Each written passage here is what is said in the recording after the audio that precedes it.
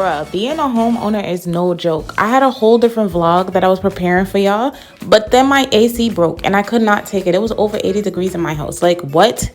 And it's not like I could call up a landlord or something. No, I had to figure out what was going on. So I went outside and I see that the fan's not spinning. Okay, boom. So I'm looking at the wires and see what it connects to. This little box thing. So I pull out the pull switch just in case because I don't want nothing to blow up while I'm trying to figure this out. So I followed the wires back to the fan to see what is going on. So I started unscrewing everything and I was really scared because I hate bugs and I knew it. I knew it. Look at all those spider webs. I was disgusted. I was shook. See, this be the times that I wish I had somebody because why should I have to clean this? This is ghetto. Anyway, after I got this clean, I see a rusty battery, which I later learned is called a capacitor. I'm not gonna hold you. After my nail broke, I was so over it. But then my kids kept saying how hot they were. And I'm just like, okay. Like, I didn't have AC growing up. Y'all spoiled. But I couldn't have my babies cooking rotisserie style. So we went to Home Depot. I asked everybody and their mom where the capacitors were. And they were looking at me like I had 5 heads. And I was really annoyed because it's just like, why do I have to go searching for this by myself? Like, for a store to have everything, y'all really have nothing.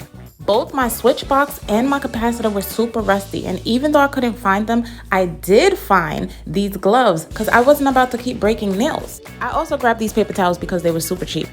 I went home and called the electric company for help, and when they told me the price for parts and labor, I said, I think I have the wrong number. I looked at the type of switch box and capacitor that I had, and I went right on Amazon. I sure did. And that Prime is gonna do it for me every single time. Like, it came the next day. I was hyped. I sat for about 2 hours doing research, and then I got all my tools together. Me and my kids went outside and I went to work. I lined up the old capacitor with the new capacitor to make sure that the wires went in the exact same spot. Look at the difference. It was so rusty. These were super hard to get off, but I did it. Look at how beautiful that looks. Stop playing with me. Nah, I was hyped for nothing because the fan still wasn't working. Then I remembered that I cut the AC off on the breaker box because I didn't want to blow nothing up. But then when I cut it back on, it was still nothing. So I was like, it must be this rusty switch box. I began taking apart the old switch box after taking a picture to see where the line and load wires, look at me. I swear I know what I'm talking about, but to see where the line and load wires went so that when I installed the new one, it would be in the exact same spot. So I cut everything on, ran upstairs and not it got hotter.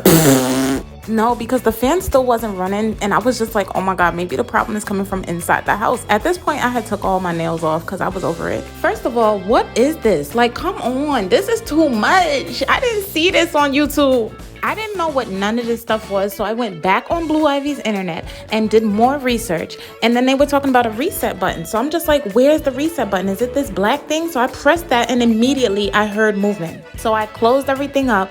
I took a deep breath and then I ran. I sprinted outside to see the fan was moving. I was so relieved and I saved so much money. Like, call me Rod a builder. I'm an electrician now.